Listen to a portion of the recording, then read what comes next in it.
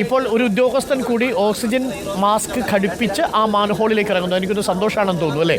Santhosh oxygen cylinder ഘടിപ്പിച്ചിറങ്ങുന്നു. ഇപ്പോൾ വിജിൻ നേരത്തെ ഈ മാൻഹോളിൽ ഇറങ്ങിയിട്ടുണ്ട്. സിലിണ്ടർ ഘടിപ്പിച്ചൊരു ഉദ്യോഗസ്ഥൻ കൂടി ഇറങ്ങുകയാണ് ആ മാൻഹോളിനുള്ളിലേക്ക്. അതീവ ദുഷ്കരമായ രക്ഷാപ്രവർത്തനത്തിനാണ് നമ്മൾ സാക്ഷ്യം വഹിച്ചുകൊണ്ടിരിക്കുന്നത്. ടി വി പ്രസാദ്, ഇത് സന്തോഷമാണെന്ന് തോന്നുന്നു അല്ലേ? സന്തോഷിനെ പുറത്തുനിന്ന് നിയന്ത്രിക്കാനുള്ള സംവിധാനങ്ങളൊക്കെയുണ്ട്. വളരെ മലിനമായ ഒരു സ്പേസിലേക്കാണ് ഈ സന്തോഷം ഇറങ്ങുന്നത്. അദ്ദേഹത്തിൻ്റെ തലയൊന്നും മൂടിയിട്ടില്ല എന്നതും ശ്രദ്ധേയമായ കാര്യമാണ്. വളരെ പ്രധാനപ്പെട്ട കാര്യം, അതീവ ദുഷ്കരമാണ്. വളരെ ദുർഘടമായ ഒരു മാൻഹോളിലേക്കാണ് ഇപ്പോൾ രണ്ട് ഫയർ ആൻഡ് റെസ്ക്യൂ ഉദ്യോഗസ്ഥർ ഇറങ്ങിയിരിക്കുന്നത്. ഒന്ന് വിജിനും മറ്റൊന്ന് സന്തോഷും. വളരെ ശ്രമകരമായ ജോലിയിലാണ് ഏർപ്പെട്ടിരിക്കുന്നത്. ഇനി അതിനുള്ളിലേക്ക് ഒരാൾക്ക് നിവർന്ന് നിൽക്കാൻ പോലും പറ്റാത്ത മാൻഹോളാണ്.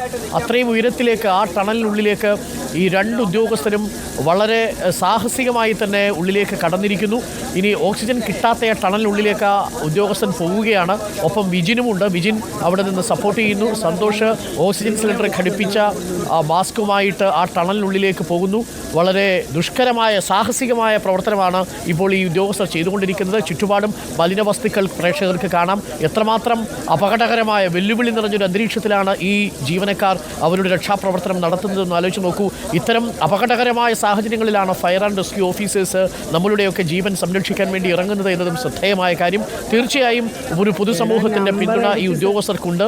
ഈ സമൂഹം വലിച്ചെറിഞ്ഞ മലിനജലത്തിൻ്റെ അല്ലെങ്കിൽ മാലിന്യ വസ്തുക്കളുടെ നടുക്കാണ് ഈ ഉദ്യോഗസ്ഥർ ഇപ്പോൾ രക്ഷാപ്രവർത്തനം നടത്തുന്നത്. ടി വി പ്രസാദ്, അത് കാണുമ്പോൾ തന്നെ നമുക്ക് എത്രമാത്രം വെല്ലുവിളി നിറഞ്ഞതാണെന്നറിയാം.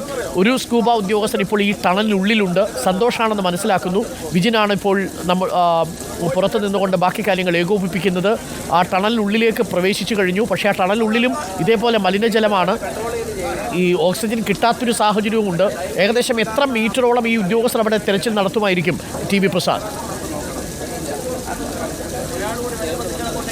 അരുൺ, ഞാൻ നേരത്തെ പറഞ്ഞതാണ്. അതായത് ആ തമ്പാനൂർ റെയിൽവേ സ്റ്റേഷൻ്റെ ഒന്നാമത്തെ പ്ലാറ്റ്ഫോമിൻ്റെ അടുത്തു നിന്നാണല്ലോ ഈ ടണൽ തുടങ്ങുന്നത്.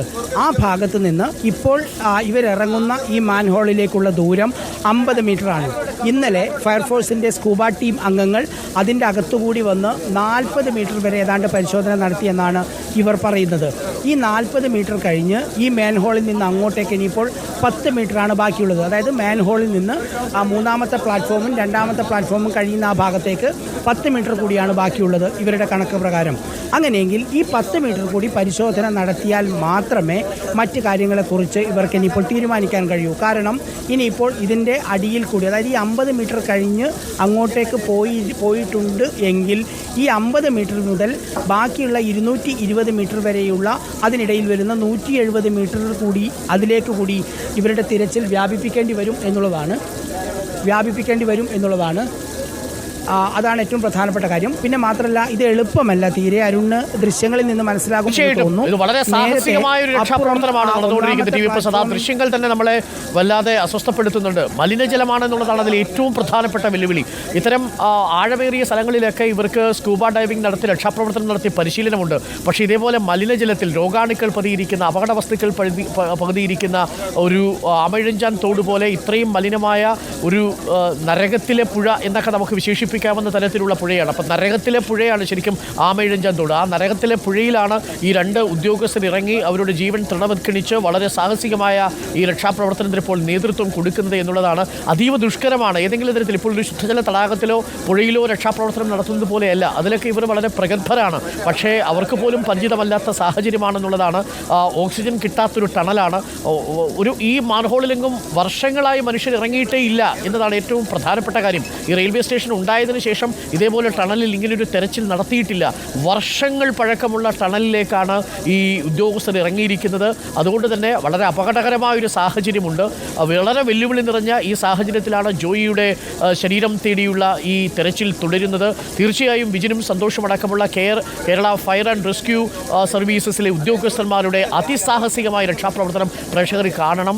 ഇവരൊക്കെ നേരിടുന്ന വെല്ലുവിളികൾ എന്താണ് എന്നത് നമ്മൾ അറിയുകയും വേണം. എത്ര പ്രതികൂലമായ സാഹചര്യത്തിലാണ് ഇവരിത് നേരിടുന്നത്. നമ്മുടെ സമൂഹം തന്നെ വലിച്ചെറിഞ്ഞ മലിന വസ്തുക്കളാണ് ഈ ഉദ്യോഗസ്ഥൻ്റെ ചുറ്റും നമ്മൾ ഇപ്പോൾ കാണുന്നത്. അത്യന്തം അപകടകരമായ മാരകമായ വസ്തുക്കൾ പോലും ഈ വെള്ളത്തിലുണ്ട് എന്നത് നമുക്കറിയാം.